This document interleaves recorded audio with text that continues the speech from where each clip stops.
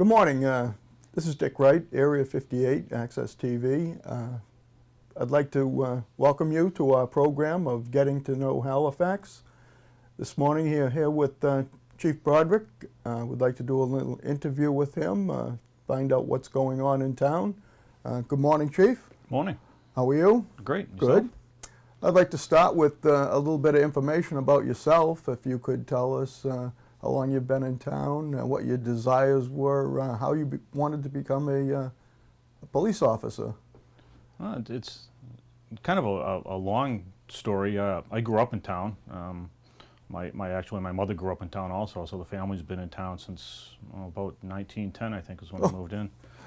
So my parents had a business in town, actually right next door. Before it was Morgan's Power Equipment, it was Phil's Power Equipment, was my father.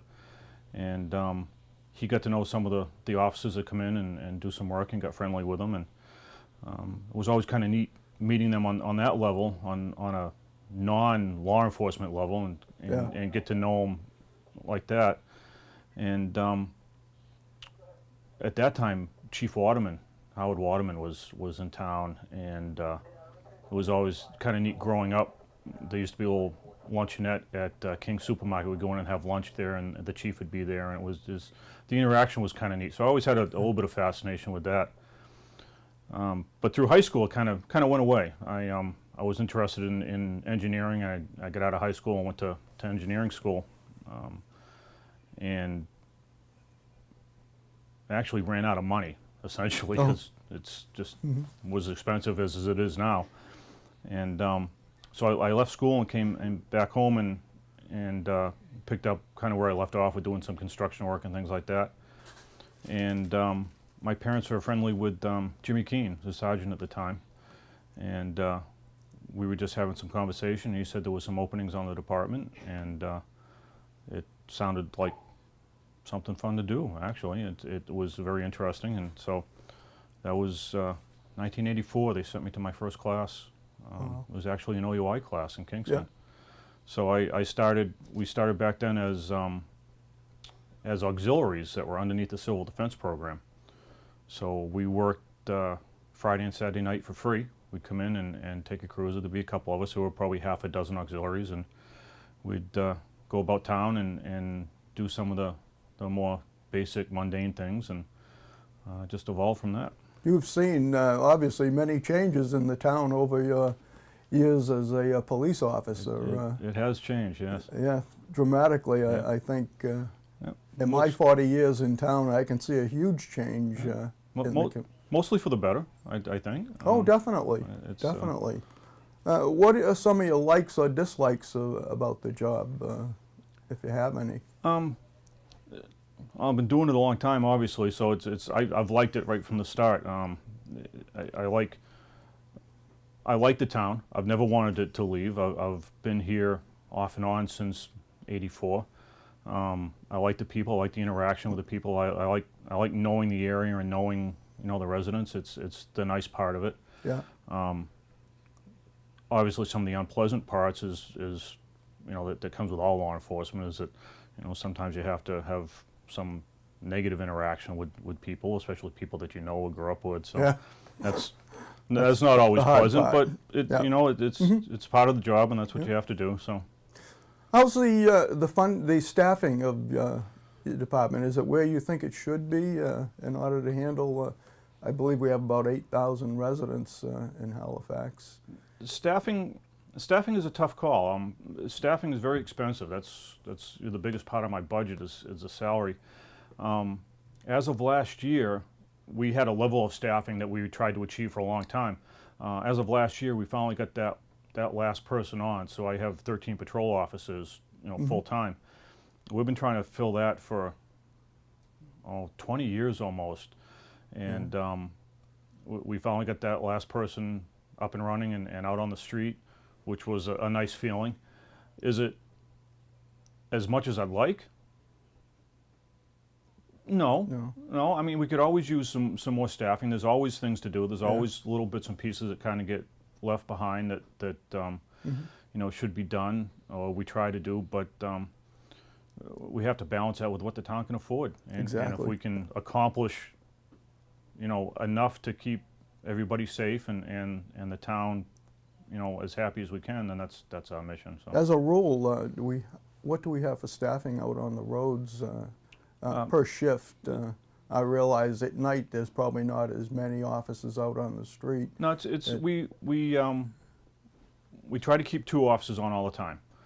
Typically, it's a sergeant and a patrol officer. Mm-hmm. With that extra person that we just hired, that 13th man we call him, it actually puts 3 people on the shift for 4 out of the 7 days a week. They're on a kind of a funny rotation. They're 4 on and 2 off. Mm-hmm. So we have a couple of day shifts and a couple of fortnights where there's 3 people on.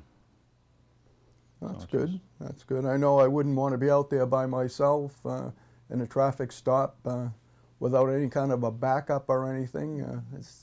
So to have at least 2 officers on is, I think, extremely important. If not, if we could afford more, naturally, the more company would be more comforting. The more the better. The safer it is for all of us. But again, we have to balance with what the town can afford and what we need. So. Right. So basically, we have the best that the town can afford.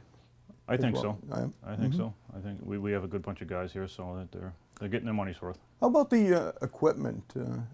The police cars, are they equipped with computers to identify plates and so forth? Sure, we've had laptops in the cars for at least 10 years now, and with any of that technology, it's been evolving, and it evolves faster than we can keep up with it. The town's been great. Every town meeting we get up and explain, you know, how we work out the capital plan and how we replace the cruisers themselves.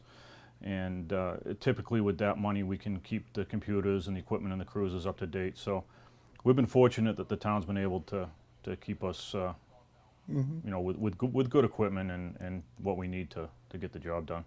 You have safety vests and so forth? Yep, since we've gone to the SUVs, it allows us to carry a little more stuff in the trunk.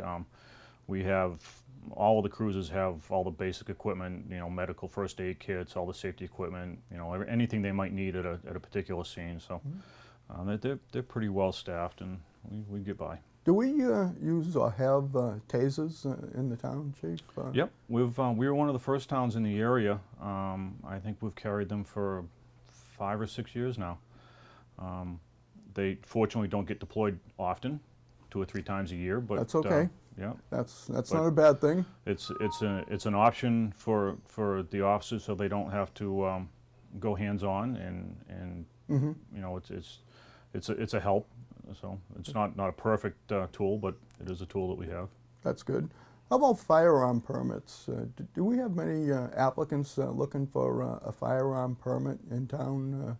I tried to look up some numbers for you, but yeah, we're very busy with the license to carries and the FID cards. Sergeant Bennett does 99.9% of the legwork for all that, does all the applications and the processing for it. It's ultimately my decision. It's my signature that goes on the cards. So, but we fortunately don't have to deny very few.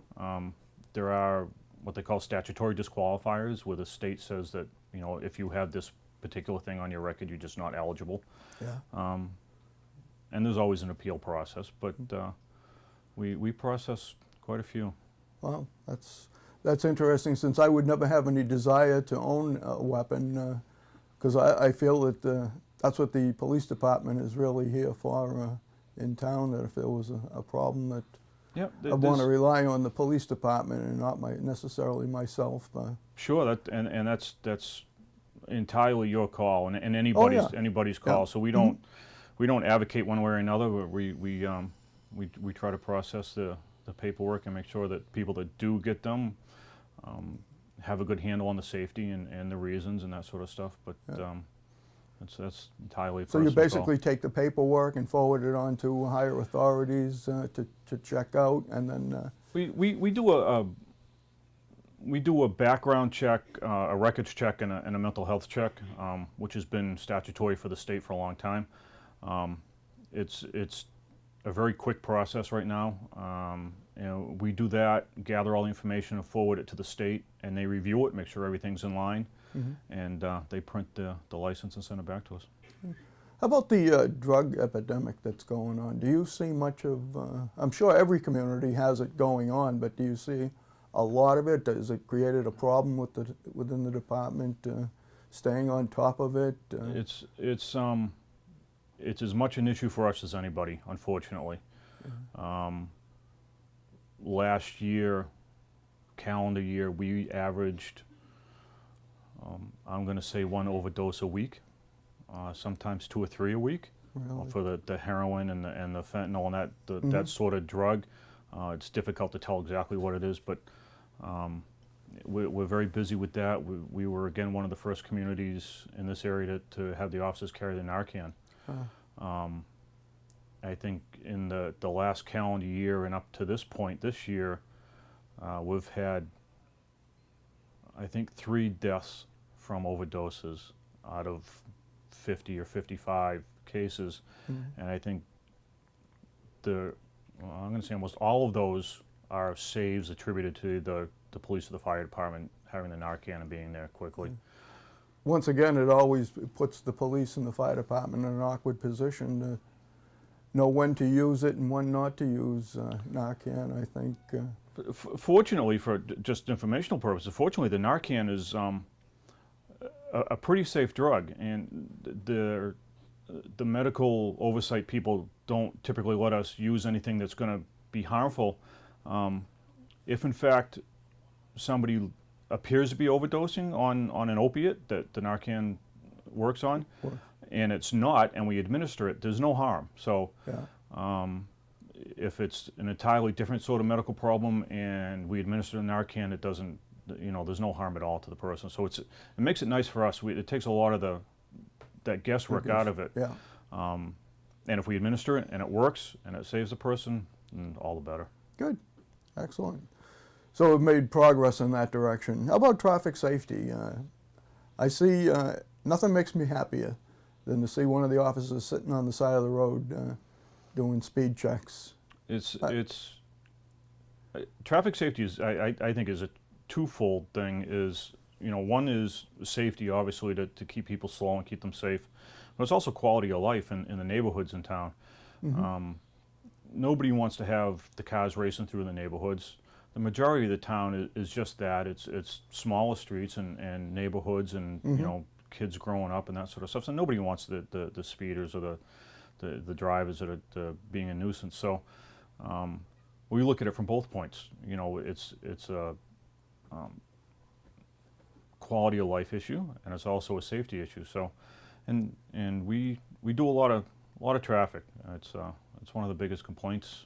I moved from, excuse me, but I moved from Weymouth to Halifax 40 years ago, and one of my biggest fears is that Halifax would end up like a community like Quincy or Braintree as a cut-through community. We had a small little community, quiet, 40 years ago, and since the train has come into the area, it's really brought a lot of outside people in, and I would imagine, I remember Chief Manoogian saying how busy 106 is now. He says the traffic that comes into town is just phenomenal. You see backups down at 58 and 106. No, sure. It's like you said, Halifax happens to be right between Plymouth and Brockton, and it is a cut through. We see on a busy Friday afternoon, like you said, the traffic is backed up, and the last couple of traffic studies, if I remember correctly, we've had 35 or 40,000 cars go through the intersection in a day. Wow. So it can be busy, but if it stays to 106 and 58, then it's better than the back neighborhoods. We used to have, I don't know if we still do or not, we had an electronic sign that we could put on the side of the road that would give the speed limit and your speed. Do we still have that sign around? Oh yeah, yep, and that's still out most of the time. We move it around all over town. The best way to get it is to call. Don't be afraid to call. Yeah.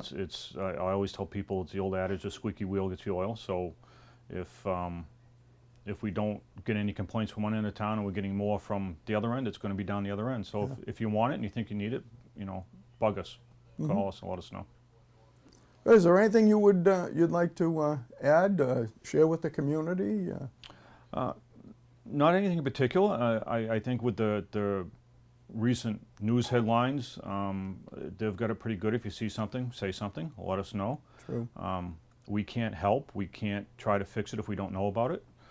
We try to get out and see what we can see, but by all means, we're here to again, quality of life for the residents and help them through whatever we can.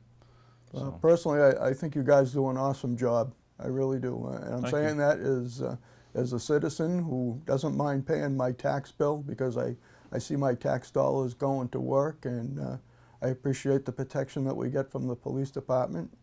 I'd like to thank you for the interview, and if there's anything that we could do as a residents, I hope you share that thought with us too. We sure will. Thank you. All right, Chief. All righty. Thank you very much for your Okay. time. Thanks. Appreciate it. No problem.